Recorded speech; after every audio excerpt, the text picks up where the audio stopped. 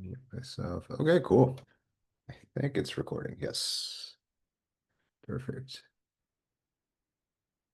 Okay. Before anyone joins, I guess let's make it clear what we're going to talk about today. Um, namely, actually, we should probably keep Discord open just for the sake of, um, in case anybody's in the Discord. Um, okay, 2 minutes. See if everything's good to go to discuss some of the things that are changing with PyHealth.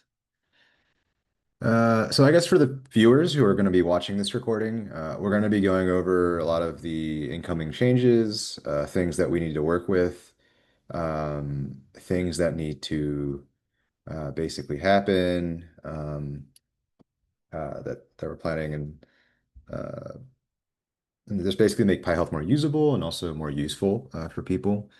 And I think maybe I can share the entire screen, close the email for now.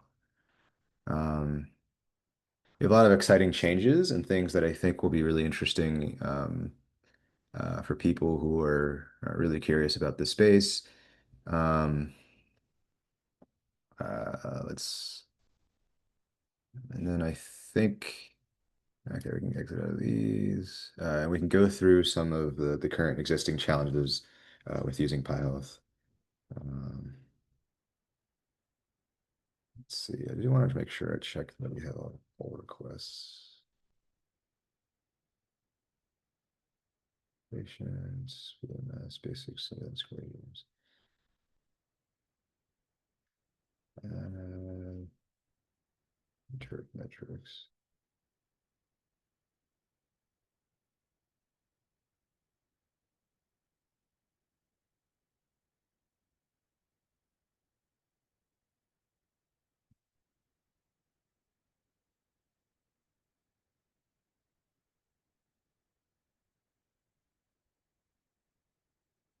Yeah, there's a lot of changes coming.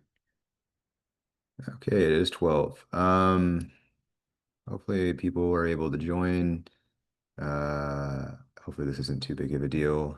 We can probably, if I'm alone and nobody actually joins, I think I'm going to go through, maybe we can start with some of the basics of the interpretability stuff we've been working on.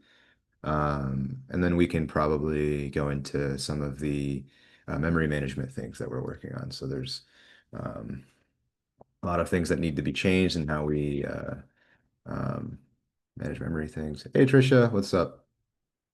Uh, Hi. how's I guess I don't know if it's good that we're mo merging our labs, or I'm trying to merge our labs coffee chats with the Pi Health stuff but they're both very like casual, so I hope that's okay. Yeah, Um, yeah. how is I don't know how's it going? How's research? Oh, I don't know. Like I have too many works to do, and then I don't know how research is going actually. Yeah, that's how I feel about everything right now as well as this like Pi Health thing and yeah. Would you need any help? I'm recruiting people. If you need like somebody to help work on some of your projects, I think there's a lot of people who are very interested. Like I think we have like a couple more people joining, trying to contribute. Um, hey, Yongda. So, can you share like this paper like that Zilal worked on? Oh, Is that on archive or somewhere else? yeah, we're gonna probably, hopefully, actually, I kind of wanted them to.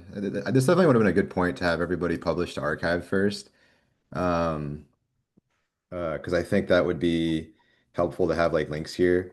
I can probably share you the PDF. Like, it's a very Okay, yeah, simple yeah. paper. Honestly, it's a short paper, so it's very like, let's go here. Like, it's very like bare bones, if that makes any sense. Like, we do a couple of little bits of analyses, Mhm. like comparing our benchmark uh to like our tiny benchmark that definitely could be a lot bigger, but We just didn't have enough time to work through it, like the profiles, the phenotype profiles, what it looks like in terms of um, the the descriptions.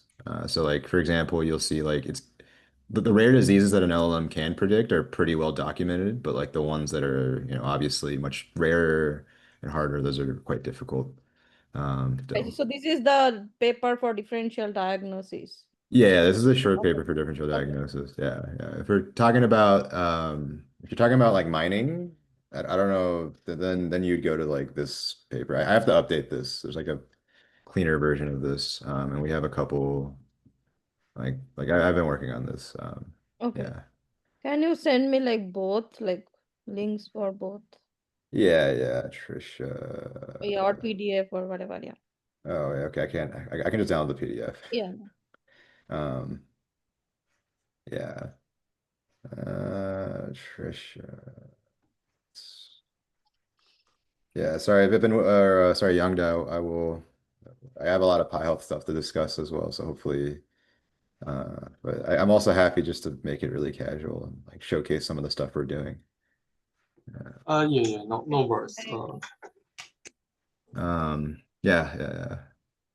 I Let's see. Um, I forget we were talking about Trisha earlier. I don't remember. Are you working on like mining or what's the or rare diseases? Oh no, no. I thought like I have read somewhere like differential diagnosis one paper. So I in like from the group of Ruizhong from UMN. So I saw they had a paper like differential diagnosis. So I just like Oh, okay. caught my eye. Yeah. Yeah, it's a Not like rare disease. That is like just differential diagnosis. oh, just different. Oh, okay, okay. That's I am curious about this because there's like this problem where if they do use Mimic, actually I have some slides for this. Like if you do use Mimic, like there's this problem where like ICD codes are just like not enough for many of these rare diseases. And Mhm. then you have this problem where like, oh, by the way, just because there is an ICD code doesn't mean it's actually like there's features in it that justify its recording in the Mimic database, if that makes any sense. Because the people who built Mimic Mm. basically kept like I don't know, they basically refrained from publicizing certain amounts of data. Um, and so, for example, like if you do an ICD coding task, like what ends up happening is you find out like 50% of the label space doesn't really have a corresponding input to it. And so yeah, so you have this thing where people are like benchmarking. It's like I can't get above like 30% F1 or something. It's like makes sense because it just Mm. doesn't exist there. Yeah. And so yeah, I have like a slide deck that I was talking about this. Yeah, yeah. So I can also share you the slide deck if you want to. Um, Yeah. Yeah. Sure. Sure. and I think like I guess like I got invited for a talk to Yale about this, which I thought was kind of crazy. Like they're Wow. so Nice. so I can yeah, yeah. So I hope I don't butcher it. I hope I don't like stutter a bunch because they're recording it to YouTube. And it's gonna be really embarrassing. But yeah. Um, okay, I guess for since Paul, what's up? I don't know if how you're doing. Uh, Hey, how's it going? are you sure you're not gonna be able to go to ML for H? I think it'd still be cool to like meet up. I would love to, but so Sharif is going, Yeah. and yeah, so Sharif is going, and I thought, okay, Jimin probably wants to. I didn't want to like roll the dice and be like at the last minute, be like, well, it looks like we don't have the funding because he was like, kind of implied that maybe the funding wasn't there because he asked me to look at what kind of funding was there for UI comp. And so I thought, okay, let's just, I decided, okay, let's just make sure. I said, I yeah, if I can be helpful there, I think it would just be cool to like meet all the like PyHealth people and like ML for H stuff. I think Jiming, yeah. at least to me, it seems like he's happy to sponsor us for this trip. Like And like in the future, I think it'd be cool. We could like apply for grant funding and stuff like this. Yeah, I would have loved to come, but the way I confirmed with him, I said, would it be helpful for me to come to the ML4H conference? If not, you can save the money and I'll have Shreem go to present and save you some money. Shreem just got back to me and he's going to present our paper. And then he Mm. says, sure, Shreem can present in that case. So Oh, I take okay. that to mean that he doesn't want to spend the money to have me go. Mm. So, yeah, Okay, okay. that's, technically, being that I'm under Adam at Peoria, I think that's kind of the filter that all this kind of stuff goes through, I think. Okay, okay. That's unfortunate. Yes, I agree. Yeah, It would have yeah. been good, but at the same time, I was like, okay, I'm gonna make it easy for you to like, I'm gonna give you an out if you really want, just so that I could get a definitive, answer on that, because um, I Yeah, frankly don't have the yeah, money to go if it's not gonna be, yeah, yeah, yeah. Understandable. postdocs It's don't get paid that much. yeah, yeah. I'm sure, especially like in Illinois. Like, yeah, yeah, Yeah, well, it's NIH, so they yeah. like the NIH assumes that it's doctors doing these kinds of postdocs. So they're like, Oh, okay, okay. because Yeah, yeah, and they're like, well, they they're already already got a lot paid of by the money. hospital, like for the clinic. Yeah, yeah, yeah, Yes, yeah, yeah. I get that. yes, I get that. yes. So we are not paid that much. So What about you, Trisha? Are you going to ML4H or is this like No. okay, okay, so okay, okay, I guess all right, that answers the question. Um, sorry, man. no, it's all it's yeah, it sucks. It's all good. To be fair, I'm gonna be like super jet lagged when I'm there because it's immediately after I come back from Japan, so it's just gonna be Oh like man, pure suffering. I'm just gonna like that's right. yeah. You're going to Japan. Okay, cool. Yeah, I'll be like semi-conscious there, and hopefully Jethursian can carry the like the conversations. Um, Yeah, but it'll be fun and you'll be pumped, and so I don't know. You might have some energy from just like conference yeah, energy. sure, sure, sure. Maybe we'll see, we'll see. Um, I guess like I should go over some of the new changes we're doing with PyHealth. Actually, you guys haven't met Youngda yet, right? Youngda has been kind of like an all-star guy who just I don't know how many pull requests I've merged from you, but you've been like you're really helping me out here. So I really want to say thank you to Youngda for like working super hard on these PyHealth things. Um, yeah, Yeah, this primarily just my AI assistant help me. Yeah, yeah, it's been awesome. This is Paul, who's a postdoc, I guess, collaborating with our lab, and then Trisha is another one of my lab mates, and so um, Hi. Hello, Hi. Paul. Hello, Trisha. Hello, nice to meet you. Nice to meet you. yeah, yeah. So Yongda and I are working on, I guess I can pull this up. We're doing like an interpretability project for BMS, and it's actually kind of cool. They're super excited about this. Oh, this is the wrong. I guess I can give a brief primer of this. Basically, they have some clinical modeling tasks, and they want to build like an interpretability pipeline for this. And but they're not sure what interpretability approach makes the most sense for clinical predictive modeling. So we're implementing a bunch of baselines, and we have some ideas on how to make more faithful and interpretable representations. And that can be at a later stage, but.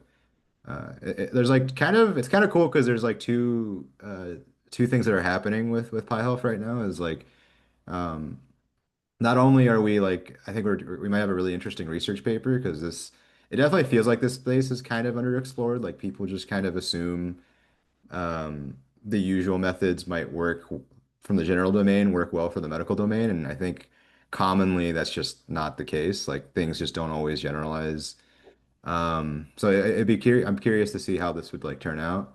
The other part of it is the most common complaint I've gotten from a lot of like industry people is just Pi Health is great and all, but there's we can't do any interpretability. So um, and so they're very and then recently they got back to me and they actually have like StageNet and basically with their own data like their own PyHealth pipeline set up. There's a couple little bugs with it in production. I do have to remedy that. I think Young, I think you pointed out one like the processors can be kind of static. And so I think like I'll have like a PR out for making it more variable and less fixed to the data that you train it on because they have something where it's like they train and they test on one data set and then they have like a production inference environment for like another like set of patients and then like that kind of sometimes that kind of breaks depending on for example there's a temporal issue so if you can imagine that like as patients keep going back to the hospital, the number of visits increases over time, right? And so, one of the things about our processors is like we assume like a fixed maximum number of visits that a patient might have. And so, I think there's something that has to be there. But uh, I guess for Yangda, I think I made a base interpreter class because I realized every single approach that we're exploring has essentially like an attribute class or a function. Basically, it's going to return like some saliency map of the input features, and so like ideally it would have like all the feature keys and then like essentially like a mirror importance tensor for each of these features. So I'm trying to make it such that we can like kind of validate like, okay, if there's here's an input, here's a patient profile, here's all the important scores. The tensor shapes should probably match because uh, and then because a lot of the metrics that are used, and I don't know if this can show up. Basically, a lot of the metrics that are used are these removal-based metrics, where they basically do some amount of feature ablation studies across some number of quantiles of feature relevance. So, like you'll have, and then they'll average it across. So, like they'll say, like, okay, for the top 90% of features, I will ablate and set them to 0. Okay, how much does my probability of predicting this class drop? And then maybe fit the top 50% and the top 30%, top 20%, something like that. And they all kind of assume that you're ablating the input features directly. And so and then you forward it through. And so one of the things I noticed is like even with if you're just doing an attention analysis, what happens with the visualizations, I can maybe show this transformer. But if we talk about even like interpretability things with attention mechanisms and when they do it on the token level. For images, it's kind of interesting because what you see, what they visualize is not exactly what is computed with their relevance scores. Like there's this thing where um, they'll basically interpolate. So you can imagine if you dice this up into like a 32 patches or something. So like maybe it's like or 8 by 8, so 64 patches. So like eight um, like like raw attention. You'll see things like this where they make it look really pretty in the paper, but what they actually do is what you find out is like they'll like do some type of like Gaussian uh, spread amongst the like input pixels to make this visualization happen instead of that. Whereas like when you look at the relevant scores that you actually compute from these methods, it's like here's patch one, token one, it gets a score, patch two, token two gets a score, et cetera, et cetera. And so some of these approaches are like that. I know GradCam has this thing where they use the convolutional activation maps. And then they extrapolate or interpolate up, like they upscale the relevancy, salience maps. But because of that, I think that's still fine. I think we just have to make sure. I don't know. What do you think, Youngda? I think it would be because when you do a type of ablation, you're usually always directly ablating Yeah, X. I think it's generally makes sense. One concern that I have is for deeply if I need to inject some code into the stage line. Uh, Hmm. I'm not sure like how's that gonna work. Yeah, I think we'll have to like I totally get what you mean because some of them a lot of these deep lift GradCam like they kind of make architectural assumptions, right? Like they're not applicable to all models. Whereas like black box interpreters like SHAP and Lime, like these perturbation based things are very like they assume model invariance, so they kind of just do their own thing. I think for our cases for now, we can probably just assume we can modify the StageNet code, uh, because it'll like just whatever to make your life easier, and we can probably figure out a cleaner solution later. Because something I've noticed is like even for something like Captum, like these guys, they make certain assumptions about your model, like which makes it really hard to um, like they like for example, they'll assume like your neural network class like in Torch only works in tensors. Like it does like whereas ours kind of has like some type of, dictionary, and you might have and then like depending on what models you're using, you might even have like a tuple in your feature set where you have like a time tensor that's like propagated weirdly, or if you're I'm not sure how you're familiar with there's like weird things you can do in a neural network in PyTorch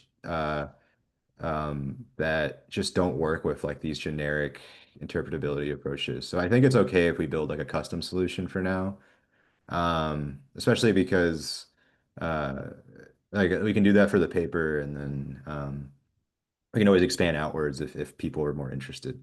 Because I think BMS is very much focused on StageNet. Um, Yeah, I see. Yeah, then I guess I will just make the dirty solution first to make it work, and then yeah. And then we can like work on refactoring and making this. Uh, yeah. I will say I'm still working on this. There are like a couple. It's possible that my integrated gradients solution is not good because there are some things where, like maybe I can show this, where let's see, move this out of the way.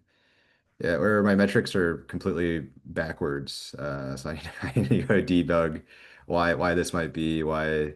So for reference comprehensiveness, bigger is better, closer to one is better because if you have a perfect attribution, you ideally would completely negate the class prediction. Um, and sufficiency is smaller is better, where if you have the perfect attribution, you identify all the most important features, then there should be no change, so like zero probability change. And so I need yeah. to, Can we get the script to like test comprehensiveness and sufficiency yeah, somewhere? yeah. So I have an example script I'm writing. Hopefully we'll get this, yeah, I'll get this sorted out. I've been trying to, um, yeah, I just need to make sure this works first before I send it off to you guys because it's like because otherwise it's just going to be even more confusing and it's going to be um basically I think this will be a good sanity check if it works because if our interpretability methods are working then it should easily derive useful features or like at least to some degree, right? Some degree of Yeah, yeah of like it shouldn't look like this. So but we're getting there. The other thing, yeah, so I think that those are in progress. Hopefully we can get it to that point. Um, we can definitely make more class specific assumptions. So like maybe like grad cam can only you assume that it has to be some type of CNN or something, like something like that. Um, but LRP and integrated gradients and these approaches can definitely like you assume that's like a deep neural network, et cetera, et cetera. Um, what else was I going to talk about? I am actively investigating, and I think maybe we can work together on this. I don't know what your thoughts are. Specifically like the iterable data set thing.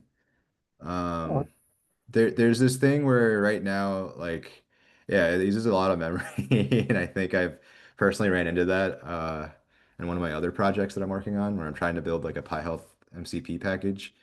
Um, basically, this like dot collect, and I'm totally vibe coding this at the moment just to see if it's even possible. But the problem where basically we load the entire data frame in from Mimic, which is not like that's not what we want. We just want to index based on the patients um, or visits. I think there's multiple ways of defining a task. I think for now, I guess we can focus on like patient indexing and then um, being able to construct like a iterable sample data set type of thing with like a task. Um, I'm not sure how much experience you have with iterable data sets. I've never personally worked with them. Actually, Paul, I don't know if you have in your experience with working with massive data sets. I've been kind of I just assume I have 1,000 GB of memory on my machine. So like we have a terabyte of RAM in our servers, so I never run into these problems. Mm. Um, Uh, Personally, I deal with iterable data set on daily basis because I typically need to run terabytes of training data, which oh is wow. obviously not gonna fill in the memory. Yeah. So the idea is actually relatively simple. So you just in the most naive version is in the uh, Paris lazy frame actually gave you the ability to lazily iterate over the lazy Yeah. frame, and you can do that. Some advanced things include like pre-cache. So when you load stuff, you don't load like specific one. You load a batch something, and you can also preload some batch, so that the model training does not need to wait for the uh, like data loading, because that can be slow when you load data from disk. Hmm. And then so the typical way of doing it is to inherit an iterable data set, but then you still have the get item method to like when you get a specific item, uh, you just find that specific item in the disk, but that will be very, very slow because you need to load that. Yeah. The reason we inherited iterable dataset instead of dataset is that PyTorch will consider it as an iterable dataset, and it will use a, like iter method to go through the dataset for training. So that will be faster, and but we still gave the user ability uh, to pick a specific item they want, but as a cost, it will be much slower because now we need to go to the disk and find the relevant record. Hmm. And like, I guess like, is it how slow are we talking about here? I guess like I guess for clinical predictive modeling, I can imagine it being like, are there tricks where you can kind of because you're talking about caching, right? Are you saying we should just like chunk the patients, like the frames, like you go every 32 patients or something like that? I don't know if that. It's typically much larger, like Yeah. hundreds of thousands of patients. Like you load them in batch to the memory, uh, and I think it can be depends on your disk speed and the latency, but it can Mm. be like if you just try to load data from the disk randomly versus if you try to load them sequentially, I think the difference can be like 10 times. Okay, okay.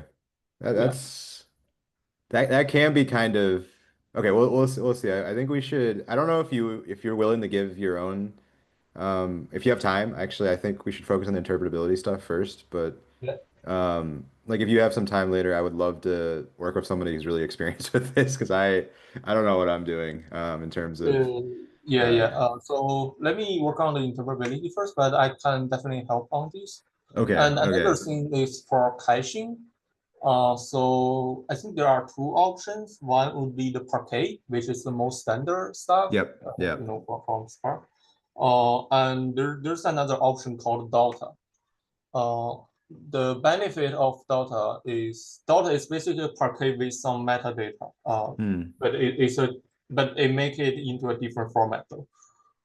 Delta have a benefit of Z order, so you can order certain column, uh, like you can index certain column in the disk, so that when you try to find it find it much faster. Uh, like for example, we can Z order the patient ID, and then when we Okay, want to okay. random access it, even though it's still a bit slower because you need to load from this, but it will be much faster than you scan the whole data frame and find that particular patient ID. Okay, okay, okay, okay. Yeah. I see, I see. Um. Yeah. Okay, okay. I'll only look some of these things up. I need to I have a lot to learn. I don't know. I don't know, Paul, what do you think? You've definitely probably worked on something like this before, right? Or Oh, yeah. Yeah. I mean, I agree with everything that Yogata said. I mean, it kind of depends on, I mean, if you're, it's kind of like that question that we talked about with Jinbang, which is like, if you can like do everything that you can and Hugging Face and you do it, so they have like their own data sets. I think they're kind of limited. Um, and they've got this really sort of negative attribute about them where if you have a data set, no matter what it is, they calculate like a checksum on it, and then they cache all of it locally on the file system. So I get that they're trying to make it really easy and convenient, but I mean, for something like what we're trying to do, which is like a framework, then you kind of have to, then that becomes kind of an issue. And I have a workaround that I wrote for that specific issue in a framework that I wrote for supervised fine tuning large language models. So you can look at that if you want to. But I mean, if are you talking about creating your own data set, or are you talking about just iterating through somebody else's data set? I think definitely just iterating through like a big like data set type of thing. Like I think I was surprised to see Youngda like with 64 gigs of memory, like completely unable to load. Like it just exploded in memory. The Mimic data set, which I think is like this could be definitely really like this is a problem basically. Like it'd be good if we could iterate through Mimic in like a um because these lab events, these chart So events, this is like iterating through Mimic. yes, like So Mimic then I 4. would go back to my earlier suggestion, which is to come up with some easy way to put in a database and then use a database cursor. If you don't, So for yeah. Mimic 4, when I load it, it take about 9 gig to create that lazy frame. Hmm. And then when we set the task, it actually collect all those data, right? Yep. And then it takes around like 270 gig or something. Yeah, okay. Are they also CSV files? Yes. Yeah. So everything in Mimic is CSV files. Except for the X-ray stuff, which is implicitly we just assume we read from file disk. Okay, well, Python has a CSV iterator, right? I mean, and it's like got it baked into like the framework. Yeah, the good part is I think Polars also does this type of stuff. I'm just wondering if you've like the lazy frame, like if you've worked with these types of things. Because it seems like even when I was at Amazon, like the infrastructure like was weirdly in Polars, like a lot of their stuff. So Well, I on top of the mean, big massive, petabyte sized databases. if you're coming up with your own API and all you want to do is iterate through CSV files with the records, then why don't you write some framework component that gives you some iterator that is, is either a lazy thing or you hand it a function or something like that, and you iterate it through with the CSV thing that Python gives you. Why not do I think that? one of the tricky things is that we need to join the Hmm. patient ID of multiple CSV file first, and Yeah. then we can iterate. Yeah. Oh, Okay, so you're saying that you need to do a join. You need to do a join between two different CSV files. lots of join. Like 15 CSV files. Like 15 or eight CSV or eight or files. eight or eight of I think it's like lab events, chart events, ICU, notes. I don't know. This There's a is bunch. There's a bunch. where There's like 12 joins or something involved. Or I could probably pull it up. We have the YAML file. Hold on. Like it's I very mean, if those are things that you can cache in memory because they're small CSV files, then you could bring those into no. Polars, do a join with all of them, They're and then quite go through the large data sets, and then join it with a key that you do a lookup in the other ones. yeah.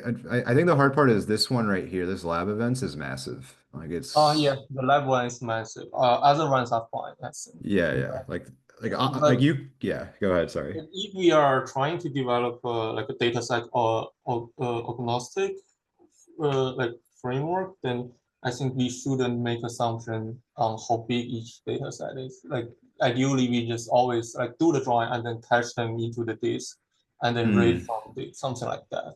Yeah, Uh, I think for this is definitely for tabular data problems, whereas yeah. because like Dream T, like this data set, COVID-19 CXR, Like we have, or even, we still need to modernize this. Jethirshan's working on this, but basically these will always be on disk.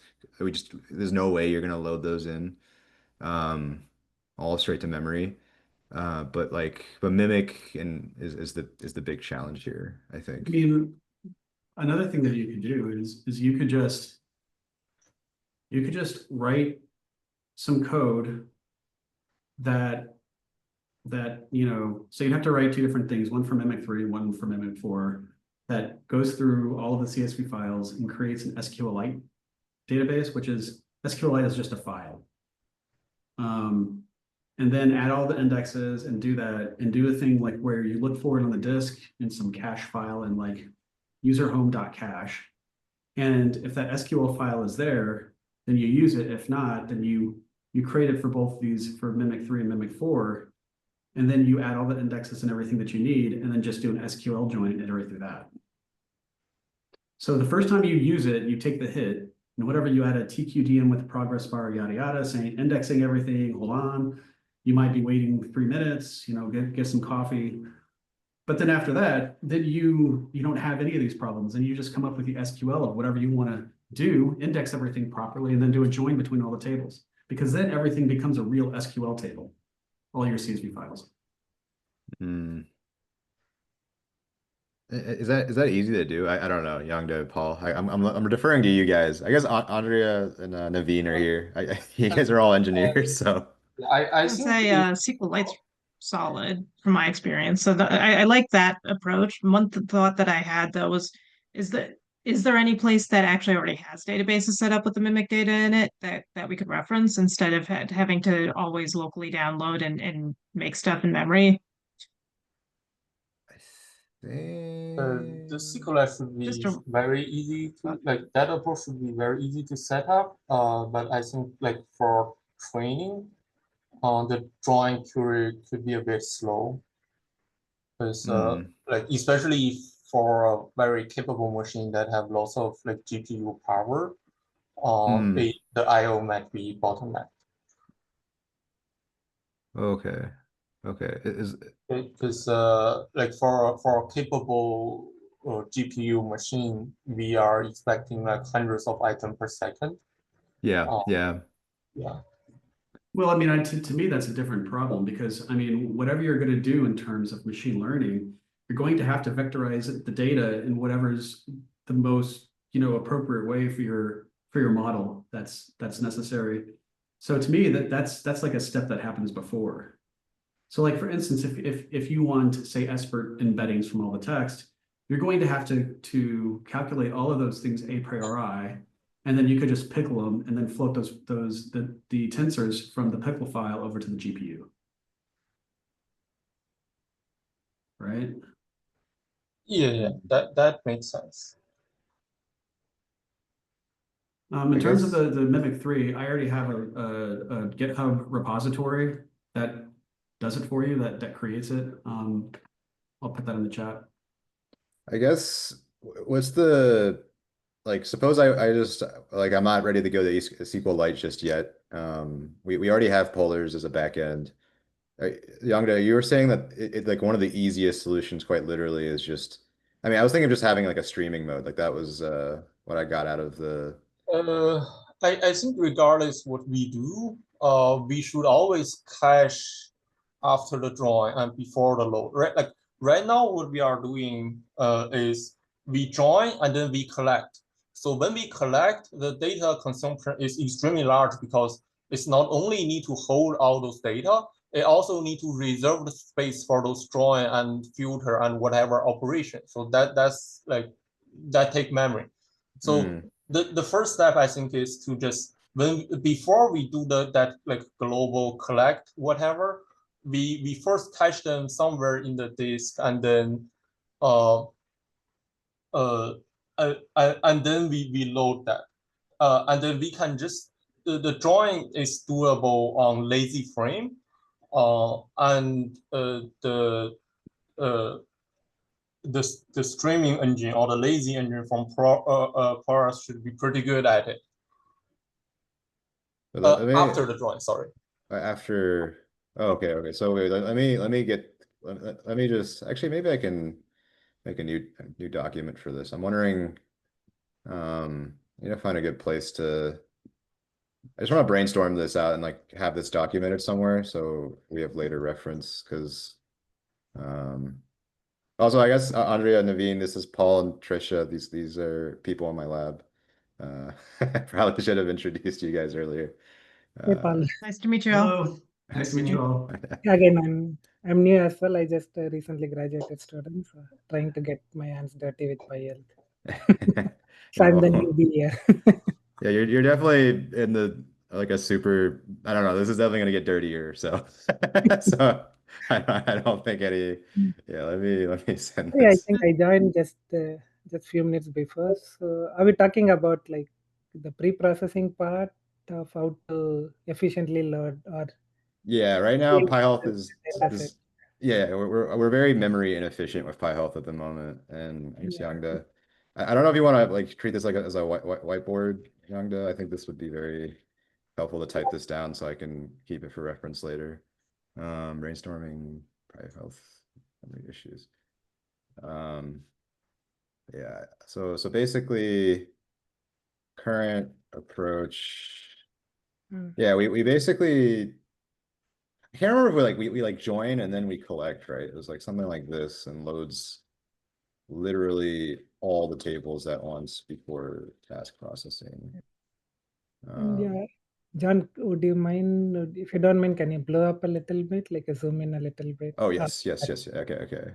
My eyes are giving up. So No. I forget that I have like a 4K screen and it's like terrible for screen sharing. I hope our recording is gonna be okay. Otherwise, it's just gonna be like a blur for everybody. Now I can read it. Thank you. Current approach. And then we loads. I think this is correct, right? It's not like loads literally all tables, and this like explodes with lab events, like 270 gigs of memory. Which I never. It was just funny. Like I don't think I've ever worried about this because like our lab has like a terabyte of memory, and like if you use Campus Cluster, it has like a terabyte of memory. So it's just. Then we collect and loads literally all tables at once before task processing explodes. Better approach. I guess I'm trying to understand how this goes. So we join and then do we like we index on patients first, right? Like we want to index patient We IDs. can join and then we cache and then if it's daughter we can z order on patient.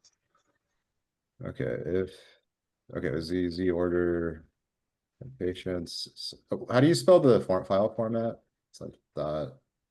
Delta like DELTA. Oh, dot delta. Okay. Yeah. Delta. Okay. And then we can load it either like load sequentially or load by ID. Both would work. Okay. Sequentially would be faster. It's ideal for training. Load by ID is when you want to like explore particular patient. Right. Okay. Load by ID. We're getting patient details.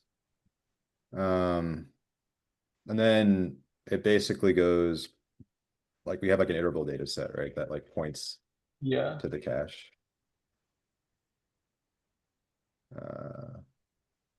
And this is like a PyTorch thing. And then we can like, I guess for task processing, quite literally, it'd be like it would iterate across the cache and then do the like the task call function for patient, right? Like I think that's how it works. I think that should be okay, right? Because I think I haven't looked the task processing part of the code, so I'm not too sure though. Okay. Because like right now, like basically the tasks work, they're basically just like a singular function call that has like some schema definitions that gets used downstream with like a processor or something. Like, I want to convert this into a sequence and then it'll be a sequence tensor, things like that. Yeah, like all of these or like StageNet specifically has its own way of like taking nested visits per patient and just converting a tensor. So like I'm guessing like basically once you have all the like tabular data in one place, then you could just every time you iterate like get item, right? Uh, does it just like basically search for all patient details and then process it into tensors? Like how is that how this would look? Yeah, I've got to get off here pretty soon for another meeting and prepare for it. But I'll just say this before I get off is, and then you can ignore me after this, but I think I've seen this situation before where it's kind of like, okay, well, we have this one use case and we'll just find a way to make this work so we don't have to add a new technology. So we don't have to, in this case, we can keep using polars and not go to something else. But like something like SQLite or Postgres or any relational database that's worth its salt, they do a lot of stuff internally to index data and to make it very efficient to iterate through it, like creating what's called a cursor. In that case, it does the query sort of in the database behind the scenes, and then whenever you create a cursor, it does a lazy, per what Yoga said earlier is like it kind of lazy iterates through it. So if you like get halfway through it and stop, you're doing less work. So as it applies to this particular case, you're like, okay, well, we got this one use case and it's just good enough for that, and we'll do that. But then like long term, like you're going to end up creating a lot more work for yourself because you're going to start to try and optimize this problem over and over and over. Whereas if you just take the hit for optimizing this and putting a little bit of extra in time upfront, both in terms of programming, but also like whoever decides to use this as a clinician, or an informatics type person who creates their own models. Same thing for them, right? They'll have to sit and wait for this SQLite database to be created, but then you can slice and dice your data however you want to, essentially just by adding new indexes. So whenever you index these different columns, then you can do these joins. So then you can join whatever data that you want to and make it as sparse or non-sparse or anything. But I mean, ultimately that's your decision. I'm just making the case based on my experience in these kinds of, when I've come across these kinds of problems. Because you'll get this feature creep, It's like, oh, well, now we want to add this new query. And well, now you've spent all this time creating this very specific query where you optimize, but then you get these columns from this other table, and then you index it, with this sort of local Pythonic solution. But then you've got some other thing that you didn't even account for. And it's going to be something that you didn't plan for. And then with SQL, it's optimized to slice and dice the data in ways that, you can do like things like self joins, you can do, inner joins, outer joins, you can do all of this stuff that you'd have to like write new code for, depending on what kind of use case you have. But again, that's your choice. That's just my 2 cents. But is SQLite has some any memory limitation? Because I know it's a good. I know usually we use it on mobile devices and others, right? It's really good and efficient for small kind of data alerts, I think. But is there going to be any like a memory limitation? We will it with SQLite, Paul? But we know what the memory footprint is. It's Mimic 3 and Mimic 4. That's it. I think SQLite is fine for like gigabytes of data. But I mean, I think it really depends on how large data set PyHealth would want to handle. The approach 2 I suggest is the standard approach used in like a Lightning or Mosaic. They do the similar stuff, and they are designed to handle terabytes of data. Like if you just use it to handle gigabyte of data, it will do it, but that's a bit overkill on that. Yeah, I agree. I mean, if it's terabytes of data, then you really need something like a Postgres or something like, like a real database or something, or whatever. Yeah, currently I know Mimic 3, Mimic 4 might be in maybe close to half terabyte, like 270 GB or 500 GB, but maybe as more data sets grow, probably the data will only keep growing. I know it's more not a problem Hmm. for now, but maybe 5 years down the line, we Yeah, may. Mimic Core is always expanding too. Like every 3 or 4 years, they're going to do a patient dump. Like they'll just add more patients and events. Yeah. Um, So SQLite is limited to 140 terabytes. Oh, that's a lot. that is still a lot. Yeah, 140 That terabytes was a good wiggle room, maybe 10 years. Okay. that should be enough. And I would just Okay. echo that if it sounds like it needs a database and it looks like it needs a database, we should probably consider adding a database. The issue with database is the retrieval, like is slow compared to sequential rate of the disk. Okay. Fine much. Yeah. Okay. I think, yeah, I'm just like debating whether or not to, I mean, because like it's actually like, why did they invent polars? I Why mean, was, SQLite is still better than nothing. We can go with that first, and then if there's a performance issue on training or something, we can go with a more advanced approach, if that makes sense. yeah, I think I'm happy to do with the, I mean, because I was talking to Zimbong with this and he had something very similar to this. I guess for those who haven't met him, he was Zimbong. He was the previous generation maintainer for PyHealth.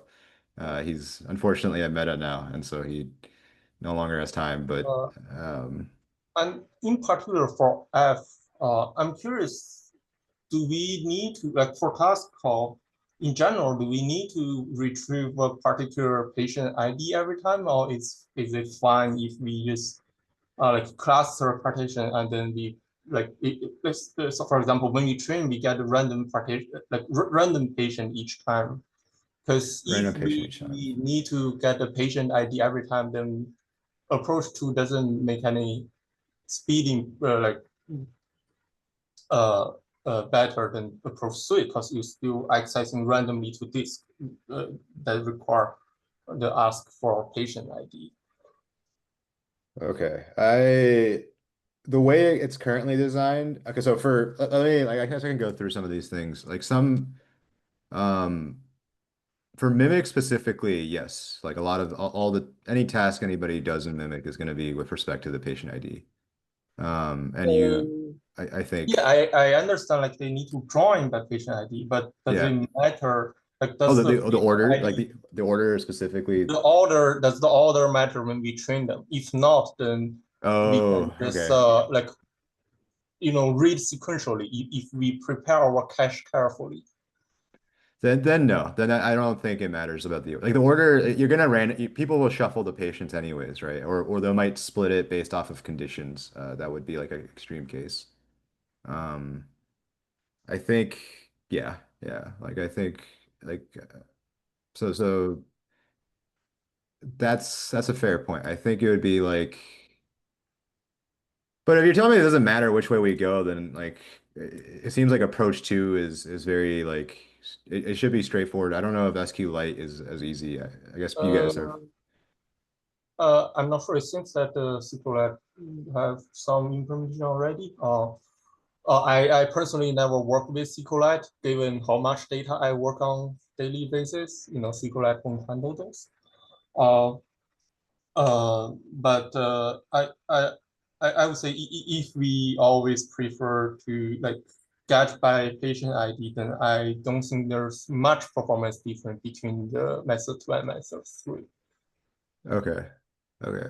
My only fear is like we're gonna build a database and then like there's gonna be an extra like my experience with SQL is like from undergrad. Like I took one databases course where you have to do like a bunch of select operations and it's I don't know. It sounds it's not the worst thing in the world to me, but I as I guess Well, if we know some specific use cases, and especially if we're just focusing this on the Mimic dataset, we're not talking about making a generalized version of SQLite for all of the datasets in PyHealth, then there's a lot we can do. For example, like in my experience with databases, you figure out the SQL query once and then you code it into some Java code or in this case, some Python code, and then you just create a hmm.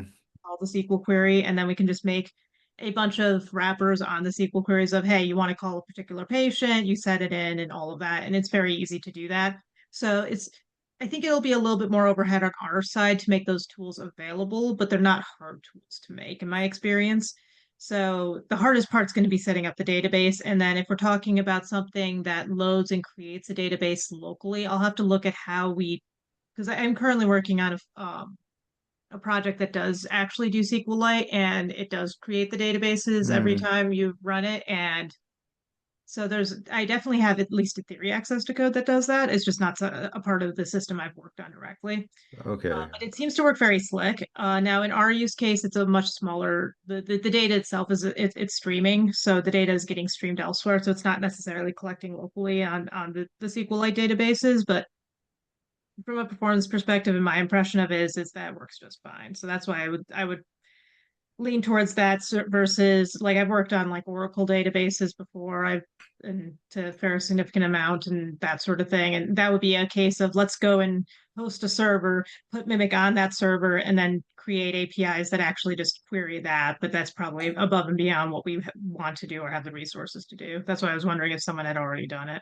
Yeah, no, this is definitely like a package meant purely for, I mean, ideally it'd be cool if you could do production things, but a lot of it is for like scientists who just want to like quickly Dabble write with it. something. Yeah, yeah, yeah. And so like I was Yeah, wondering, and that might also be another good case too for let's not assume that everybody's going to have access to like a even a 64 gigabyte computer. Let's try to make sure that this can be yeah. handled by a computer with much lower resources. Like you said, you're talking about 270 gig of RAM. I'm like, I Yeah. have 28 in my laptop right now, Yeah, yeah, and sure. it's struggle busting certain gaming applications. Like I Yeah, have to sure, close sure. Chrome to play Warcraft on this thing. Um, so let's be kind to everybody's really crappy computers and try to make something that is at least vaguely friendly. Okay, I And I'm guess yeah. pretty sure the machines that we're running the SQLite on, I don't quote me on this, but I want to say they're somewhere in the 4 to 8 gigabyte range, probably for RAM. So Okay. I if that guess says anything. a Uh, question. Yeah, go ahead. Go ahead. Yeah. for 2F, I'm thinking if it's okay if we instead of do a task call per patient ID, is it possible to like we randomly get a patient without like specifying which ID it is? I think yeah, yes. If like the task call just assumes there's a patient, I guess. I mean, not per Okay. patient, like any patient, per Okay. any patient. Yeah, yeah, good point. I think I guess for Young to like this if we do it, if let's say I don't want to do a database because I'm afraid of databases, is approach two equivalent in terms of memory usage to something like a SQLite thing? It's definitely equivalent, if not better. Approach two is it should give a better performance and a better memory utilization than approach three in any possible way, given that's the standard way of training like extremely large neural network with extremely large data. So Okay, okay. So in that case, technically, okay. So there's no wrong move here, and I am leaning personally towards approach two, just because um I don't know. Yeah, yeah. I'm a little. I know Paul has a lot of experience with this. I know. I guess Andrea, like Naveen, you guys I was gonna probably have say a lot of. I have more experience with SQLite stuff, so that's why I'm also like, hey, that sounds Yeah, familiar. That's something I have some awareness on. Whereas I've never dealt with that middle option before because Correct. I mean I'm I think relatively new to doing. SQLite So I would have be like, experience with easier both. to set up, but it's definitely like there's a skill issue, a scaling issue in terms of how large we can go before we hit another problem. okay, okay. Yeah. Experience with the Postgres, but it's more about when we do it, we set up as Andrea was saying, yeah, we set up all the queries and the access pattern. It's more about adding APIs, get or post APIs based on the need. Because Mm, for that, yeah, I So have I think there's another issue with SQLite. Is that I think SQLite have table level log, uh, and I think there could be some potential issue when we have multiple data loader. I'm not entirely sure on that. It may or may not be an issue. okay, okay. I okay. Let's No problem. try. I'm happy. I think we can try. Like if I'm happy to try approach two, and then if it doesn't work, then I'm happy to I'm happy to try different things, is what I'm saying. I don't think we have to be married to any of this, but it sounds like Yangda, you have a lot of experience with working with terabytes of data, and it's not like I would say, oh, okay, like we're not never going to work with terabytes of data, um, especially as more and more like big industry, big pharma companies are very interested in these things, and I think um, there's definitely a lot of patient claims data out there that's very big. So. And it sounds like how do I say this? It sounds like you can go very small, like memory footprint, and you can also go very large. Like this is very scalable. There's no harm in going with approach two. Yeah, Um, no, I'd be perfectly supportive of let's go down what we know and go down an avenue that we think it will at least initially work. And then the only question is if it looks like we're running into trouble with any particular issue, what's the what's the scope creep? What's the point where we address whether or not to the concerns expressed earlier to make sure that we're not making something that we're going to have to do a lot of customization to constantly throughout the lifespan of this. And it's mm, going to constantly be a problem we keep coming back to. And I think that was the sort of core concern. I, And so I maybe think that's the question to address. But it sounds like if you've worked with terabytes of data going through this, then that's probably a good spot to aim. The other thing we could probably do is just say, hey, this is how much data we're going to aim to be able to handle for now, and code for that, and then address the scaling at that point. But I think once you can I, get to a terabyte, we're probably not going to get to a petabyte. So as long as we're not talking bigger numbers than that, Yeah. For petabytes, we'll leave it to our next generation. okay, okay, yeah. that's We can go build a company at this point. I think yeah, at that even, point, yes, that's also true. Yeah. I think even before doing the approach two, we can just do a cache in the middle to see how that goes. Like just do a join cache, then read. Okay, let's start simple. Yeah, we can always plus read from file to stream. Yeah, because this won't solve all the memory issue, but it should at least help a bit because we don't need to do the join and also keep the Yeah. like data like both in the same time, right? Yeah, I think that's fair. I think that's um actually I maybe I swear I remember talking to Zimong about this. Like Polars has something because it's a lazy frame and they're Polar has so first of all, there's something called the streaming engine, which from disk to transform and then to disk, and it will load the file by partition, like similar to a mini version of Spark. That will do. Second one is uh, for the Polaris for lazy frame, you can iterate sequentially, and that will load file chunk by chunk. okay. Polars.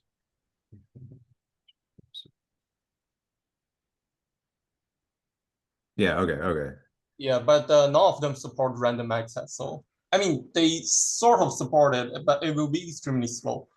The way for Polaris to support random access is you read file chunk by chunk until you meet that particular record, which is n square time if you go through the n. Sure, The sure, sure, transaction. sure. Yeah. Yeah. I think no, I think I can definitely try out these first on my own. And then yeah, Yangda may or may not just come like I go to you for help maybe. Um, I guess depends on how the interpretability side works yeah, out. yeah, yeah. But before everybody goes, and I know I'm taking everybody's lunchtime. For everybody else, I do have a pull request. I need to make sure it works before I send it to you guys. Okay, I guess the test case has failed, so I will fix something else after. But I'm trying to build a base interpreter parent class to make sure that at least we have a function that's all on the same page because a lot of the interpretability metrics are very much removal based, right? You just delete or keep features and you measure the change in your model's predictions. And what I've noticed is, and I guess like CAPTM kind of makes this assumption, is every attribution function should have like a very you assume there's some attribute function that generates an attribution matrix for your inputs. And so whatever that looks like, sometimes the tokens you do have to interpolate like what to the actual input feature space. So you can imagine for transformer models, if you the way like these works, these are not exact attributions from the method. They just kind of throw like a Gaussian spread around. So for example, when like if they're doing attention attributions, it is like chunk. So there'll be attention score here for this chunk of the image, this chunk of the image, this chunk of the image. Um, but long story short is even with the interpolation, that's okay because we should be able to get it such that like the inputs, the attribution matrices should directly match the shapes of the inputs to some amount. And that way you can do some type of ablation. Okay, these features will ablate this way for the score. I hope that makes sense. We can always refactor it after we get these things all working. I'm currently in the process of debugging something. I don't know if my VS Code is here. Specifically, okay, here's a memory error issue, but basically, uh, we should be able to test if our interpretability methods are working based off of these interpretability metrics. Basically, if our attributions are good, then these scores should make somewhat of sense for a model, any model really. And so I'm trying to use it as like I think right now I'm using it as a sanity check, and I need to figure out some things of why these numbers are not, they don't make any sense at the moment. But basically that way, once you write something up, then we can like test the method. Okay, these numbers are reasonable, and we can have some confidence that our implementations make sense. Yeah, No, And that's are there really any, awesome. Like it. yeah. Sorry, go ahead. go ahead, Andrea. I'll follow after you. Oh no, I was done. I was just gonna say that's a great way to figure out if we're actually getting useful dates. That's one of the things I've wondered about the interpretability because you can pull out layers and you can make pretty Hmm. of what the layers look like after you pull them out and things like that and apply colors, but it's hard to say, hey, is this actually helpful or not? So anything that sort of says, hey, we can put a number behind whether it's helpful or not is useful. I think it's Yeah. fascinating how they Yeah, there's like a whole paper on evaluate like, these. yeah, yes. Yeah, there's a lot of, I think back when I was first starting out, there's a lot of metrics we can go like road interpretability. Um, I think it's really important. The good part is, if we know all this is working, it's directly for our paper. So I think we can write a good benchmark paper on these things. Yeah, I guess. Okay, I don't know. I have to find the paper, but there was a paper that they had like an even more advanced metric. But that's for a later stage. Uh, okay, Also, yeah. for my deep leaf PR, so I have updated the docs. I'm not sure what would be my next step on that. I can merge it in, and then I think uh, I could definitely try it on my own, like on my metrics as well, and then I can probably like I could probably adapt some parts of it because I'm clearly behind the ball here with the base interpreter. So I think the next step, if possible, I know. Um, I don't know if you're interested in Lime. I guess I got that. We we might have to do some type of refactoring. I guess if you have a lot of free time, I am really interested in this approach right here.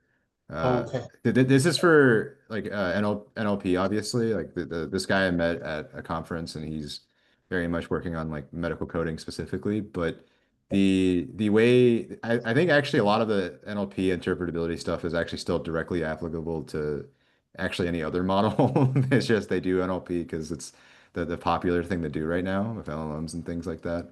Um, there's a bunch of adversarial approaches towards incorporating inference. Also, I think we could also try out is just adding an attention layer to StageNet. So I think in PyHealth, let's see, we should have a transformer. interpretability class that's very, or sorry, an attention class. And I think one of the interesting things is we can just combine two interpretability approaches together, like stacking LRP or integrated gradients or deep lift with an attention gradient.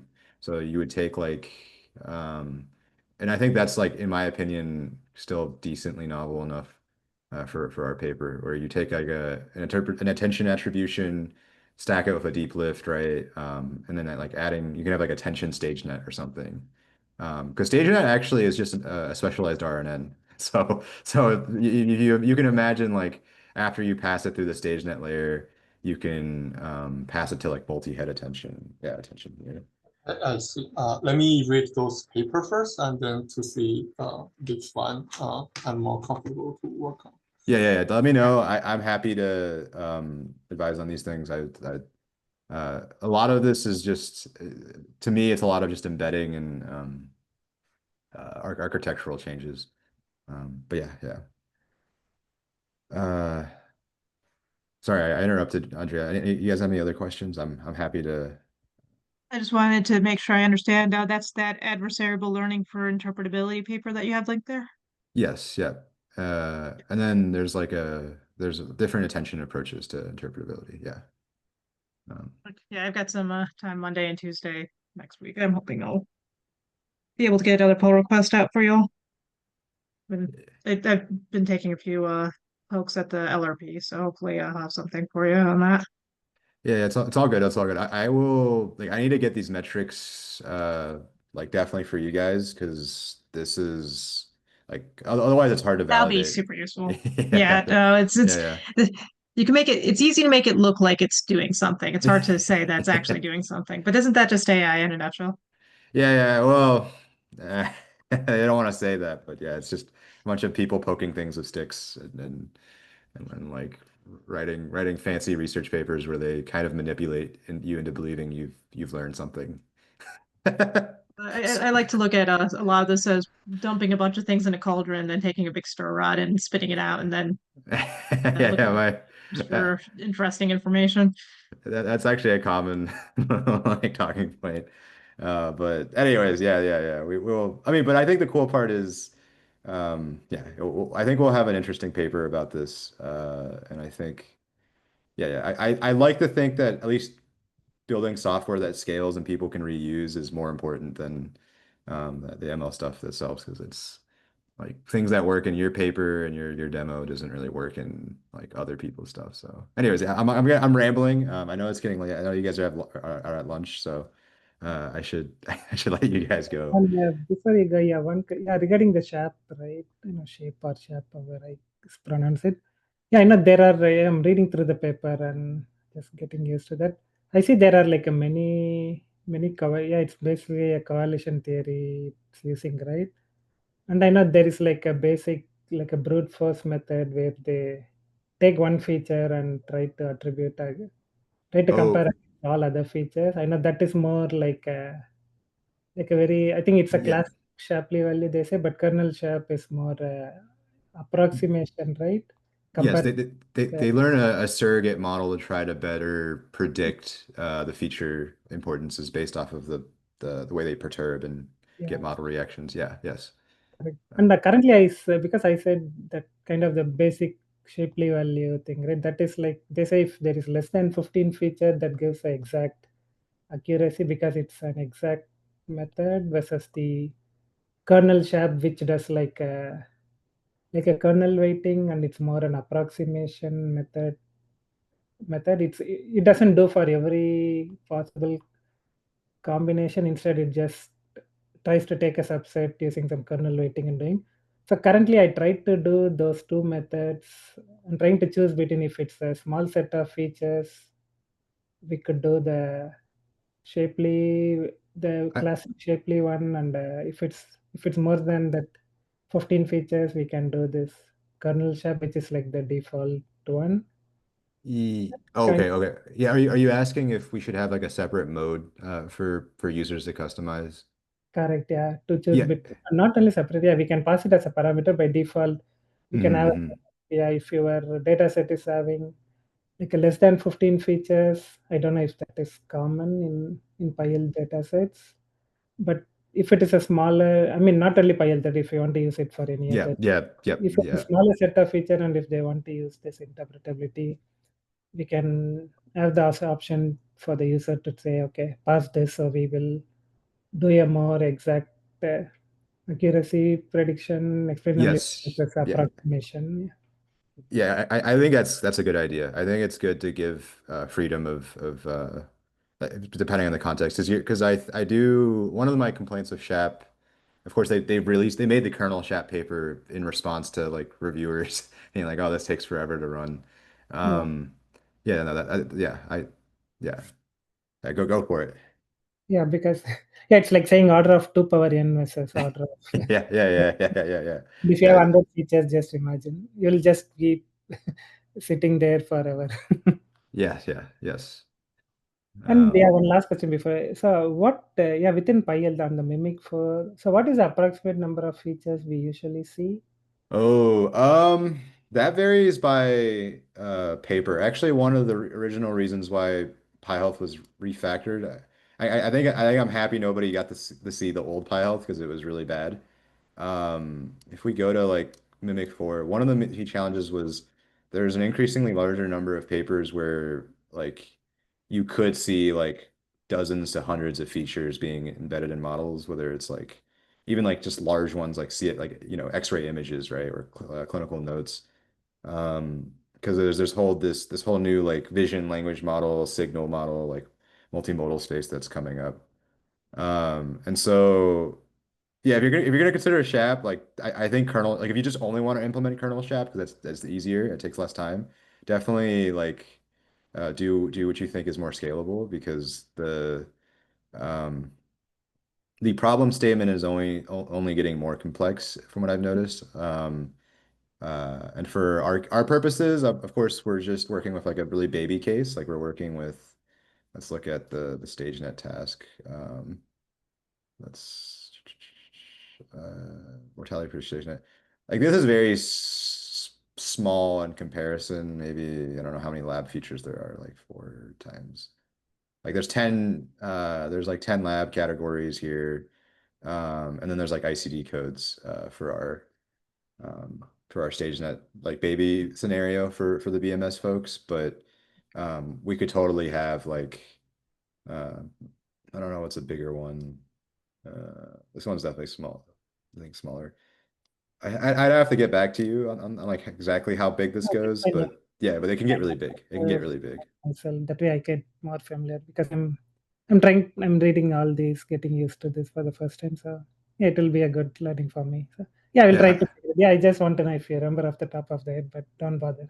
Yeah. I will poke Just, around. just know a mimic, you can go to like hundreds easily and like Okay. yeah. It's Okay. not yeah. Yeah, that's Um good for now, John. Yeah, I yeah will poke around on them. yeah, I'm really excited that you guys are really interested in building this because this is very exciting. I hope in the future I can figure out how to get funding so I can pay people or something or just, send them to conferences. But yeah, Yeah, I'm really appreciative of this. Yeah. that's yeah. I'm all looking for learning at this point because I finished Oh, my yeah. graduation, so I wanted something to keep me motivated on weekend rather than watching Netflix. Sure, Well, sure.